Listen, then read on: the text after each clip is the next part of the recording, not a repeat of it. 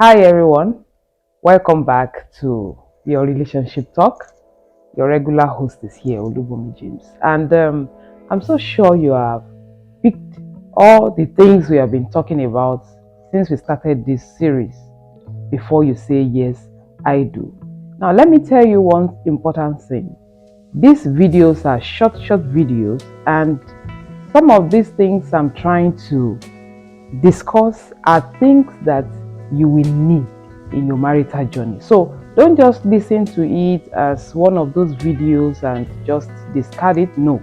But anything that you pick from it, hold it tight. Because as you embark on your marital journey, you will need some of these nuggets one time or the other. You are maybe called for it. You will just remember, like I told you in one of the videos, that a friend of mine, a senior friend of mine, told me something and I held it tight. And anytime I remembered what she said, it has been helping me in my marital journey. So please, some of these things we are talking about here, before you say yes I do, you will need them in your marriage, and there are things that you can even help others with. Maybe they are having problems, you can talk to them that, see, this and these are the things that you must learn. When you say yes I do, you will need those things. So let's go again. We are here to talk about something that is very, very important in marriage, and you must learn that before you say yes I do. I'm talking about communication. Now the space here is so small that I don't want to go too deep into it, but you are going to learn more. Maybe if, as time goes on, we might just pick this particular aspect and talk more, or get somebody to talk on this channel more on it. But you can get materials on what I want to discuss with you today. Now, before you say yes I do, you must learn how to communicate. Yes, communication is very, very important in marriage. Not only in marriage, but every relationship that we are into. One thing that makes that relationship stronger than how you started is how well you are able to communicate. But marriage is very, very special and peculiar, because your way of communicating in marriage is different from the way you communicate in the office. In your office, maybe you are the boss, you can be using commanding tone.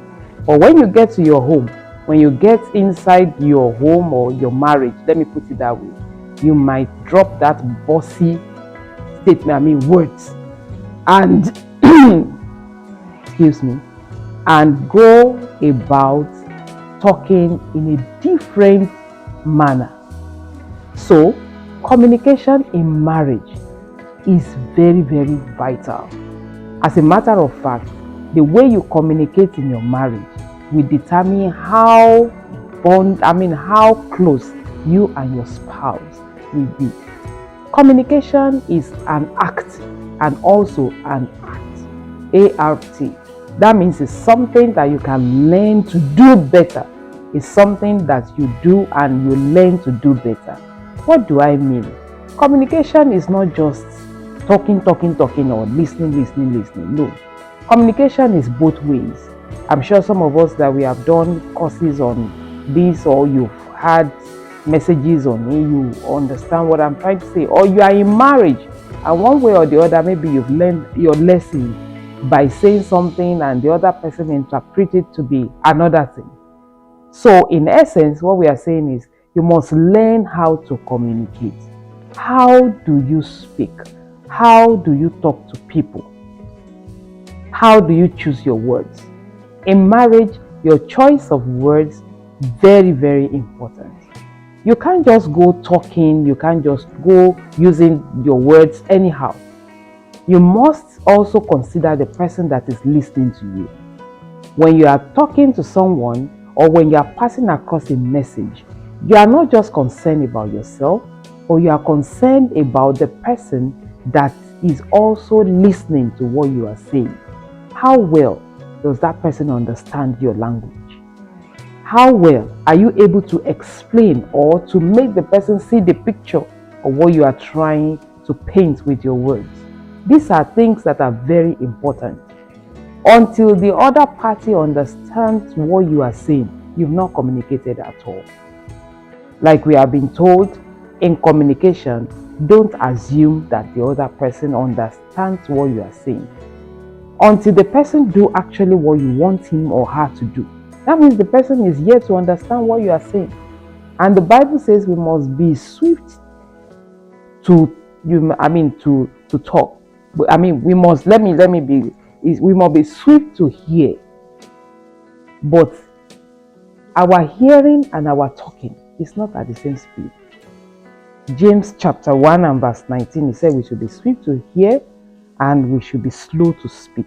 That means when you are speaking and you are hearing, it's not the same speed. When you speak, make it slow. But when you are hearing, be sensitive in what you are hearing. And when you are drawing your understanding in what you are hearing, don't be emotional. Don't be too quick to think that, oh, this is what you mean and this is what I'm hearing. That means this is what you mean. No, let the person explain deeper or better. Don't cut people short when they are talking. Let them finish their talking. When they finish talking, then you can now ask questions. Is this what you mean? Then be patient enough to explain to your partner. Don't be in a haste. Don't rush. Don't say, if you don't understand, that's your own.